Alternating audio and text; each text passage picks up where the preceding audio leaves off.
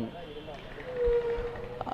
அவங்க அதான் இப்போ அவங்க இறந்து போகிறப்ப 7,00,000 சம்திங் 7,80,000 பேர் தான் இருந்தாங்க.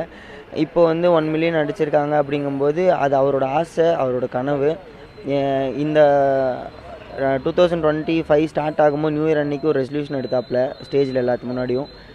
2026 வரத்துக்குள்ளார, அடுத்த நியூ இயர் வரத்துக்குள்ளார நான் எப்படியாச்சும் 1 மில்லியன் ரீச் ஆவேன் அப்படின்னு. ஸோ அது அவர் செத்து அதை ப்ரூஃப் பண்ணியிருக்காரு. ஏன்னா எனக்கு அவரோட இப்போ ஏன்னா சும்மா யாரும் ஃபாலோ பண்ணிட மாட்டாங்க. 2,00,000 பேர் ஃபாலோ பண்ணுறாங்க அப்படின்னா அவர் முன்னாடி போட்ட வீடியோஸை பார்த்து என்னடா இந்த பையன் இவ்வளோ காமெடி பண்ணுறான், இவ்வளோ சிரிக்க வைக்கிறான்னு சொல்லி தான் ஃபாலோ பண்ணுவாங்க. ஏன்னா இந்த இடத்துல ஒரு இடத்த வந்து ஈஸியாக அவ்வளோ சீக்கிரம் மக்கள் கொடுத்துட மாட்டாங்க. அவரோட ஆசை நிறைவேறிடுச்சு. இன்னைக்கு 3வது நாள் ஃபாத்தியா முடிஞ்சு எல்லாம் வரும்போது எல்லாருமே இன்றைக்கும் அழுகுறாங்க. அப்படிங்கும்போது என்னென்னா அவ்வளோ சிரிக்க வச்சுருக்காரு. இப்போ வந்து அவர் சிரிக்க வச்ச மனுஷன் இல்லைன்னு சொல்லிட்டு அந்த வருத்தத்தை எல்லாம் தெரிவிச்சுட்டு போகிறாங்க.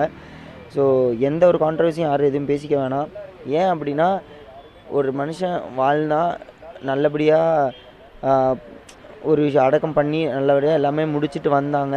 அது பண்ணதுக்கு உண்டான அர்த்தம் இல்லாமல் போகுது இந்த கான்ட்ரவர்சினால். ஸோ ஒரு மனுஷன் வாழும்போது எல்லாத்தையும் சிரிக்க வச்சுருக்கான். அதுக்காகவாது இந்த கான்ட்ரவர்சி இதோட ஸ்டாப் பண்ணிக்கோங்க. ஏன்னா இது பெருசுப்படுத்திட்டு போகிறதுக்கு அந்த மனுஷன் உயிரோடு இல்லை.